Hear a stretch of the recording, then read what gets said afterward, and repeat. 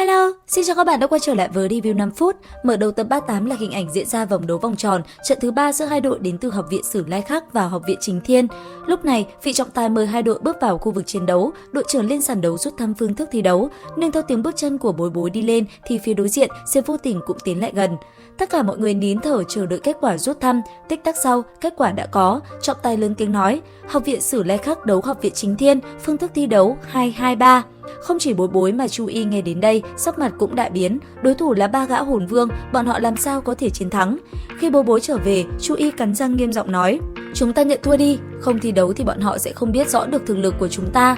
Thế nhưng không một ai cam tâm bỏ cuộc. Bởi vậy, dưới sự chỉ huy của Bối Bối, Từ Tam Thạch và Giang Nam Nam đã lên đánh trận đầu. Chu Y vừa rồi bị ý chí chiến đấu mãnh liệt của Sử Lai Khắc thất quái mà lo lắng cũng tạm thời vơi đi. Bà quay qua hỏi Bối Bối: với lực phòng ngự của Từ Tam Thạch phối hợp với lực tấn công của Thái Đầu không phải tốt sao? Bối Bối lắc đầu nói: thứ mà Tam Thạch cần không phải phối hợp với người có lực công kích mạnh là phát huy tất cả năng lực của mình ra. Người này không ai thích hợp hơn Giang Nam Nam, cô ấy sẽ châm ngòi nổ cho hắn. Ngài chờ xem, thực lực thật sự của Tam Thạch không đơn giản như những gì hắn đã bộc lộ ra đâu. Ta tin trận này hắn có thể thắng. Phía dưới sàn đấu, hai thành viên của Học viện Chính Thiên cũng đã lộ diện, bọn họ cũng là đội hình một nam một nữ. Theo như những gì Chu Y đã tìm hiểu thì hai người này có một người là hồn vương, Vũ Mộng Địch là một trong ba hồn vương của Học viện Chính Thiên.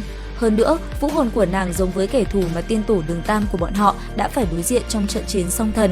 Sơn Nhất Phàm thì hơi kém một chút, tu vi giống Từ Tam Thạch và Giang Nam Nam đều là hồn tông. Chiến đấu vừa bắt đầu, Từ Tam Thạch vừa lui về sau, vừa nói nhỏ với Giang Nam Nam: Nam Nam, ta sẽ tìm cơ hội cho muội, chỉ cần xử lý được Vũ Mộng Địch thì chúng ta sẽ thắng. Những chuyện còn lại muội không cần quan tâm, ta sẽ không cho bọn họ có cơ hội tấn công muội. Dương Nhất Phàm và Vũ Mộng Địch cũng đã phóng xuất ra vũ hồn.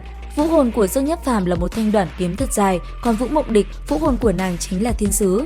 Vũ Mộng Địch vừa ra tay đã thể hiện ra ưu thế mạnh mẽ từ vũ hồn. Hồn kỹ thứ nhất Thần Thánh Song Kiếm là một dạng hồn kỹ hóa thành vũ khí cá kỳ lạ. Công kích của Dương Nhất Phàm cũng mạnh mẽ không kém. Hồn hoàn thứ hai của hắn vừa nhấp nháy ánh sáng thì đoạn kiếm dài hơn 1 thước liền kéo dài thành 2 thước, đâm về phía bên sườn của Từ Tam Thạch. Thấy hai người tấn công về mình, hồn hoàn thứ tư lóe sáng, huyền minh chí hoán. Nháy mắt sau, Từ Tam Thạch và Dương Nhất Phàm đã đổi chỗ. Dương Nhất Phàm vốn đang đâm đoạn kiếm vào Từ Tam Thạch, nhưng lúc này đã đổi thành Vũ Mộng Địch, mà thánh diệu thập tự trảm của Mộng Địch cũng đang hướng về phía Nhất Phàm. Khi Từ Tam Thạch thi triển huyền minh chí hoán, khóe miệng Vũ Mộng Địch nở một nụ cười kinh thường, thanh kiếm trên tay xẻ một cái bay ngang đầu Dương Nhất Phàm, bay thẳng về phía Giang Nam Nam. Mà đoạn kiếm của Dương Nhất Phàm cũng thuận thế rẽ một đường vòng cung, bay về phía sau Giang Nam Nam.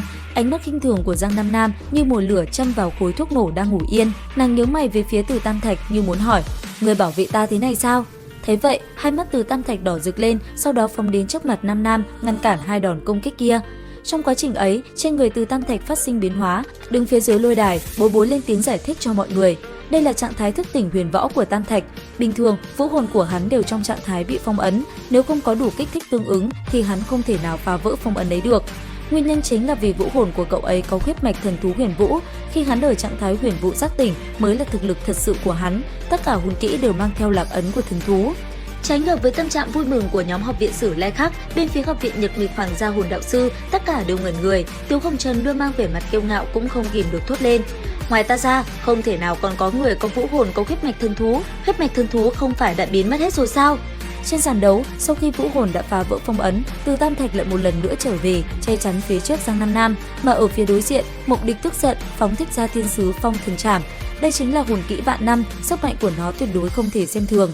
Thế vậy, Từ Tam Thạch nói sẽ tranh thủ giúp Nam Nam giành lấy 3 giây. Sau khi nàng gật đầu, ba hồn hoàn của Từ Tam Thạch bất ngờ dung hợp thành một hồn hoàn vạn năm. Huyền Võ Thuận ngay lập tức thành hình, Thuẫn Diệu Khuynh Tà đón đỡ thiên sứ phong thần trảm. Tích tắc, trong lúc hai hồn kỹ vạn năm va chạm vào nhau, một tiếng nổ ầm ầm bạo phát. Cả người Giang Nam Nam nháy mắt biến mất, dịch chuyển tức thời cộng thêm khống chế trọng lực giúp nàng đá bay Vũ Mộng Địch khỏi sàn đấu.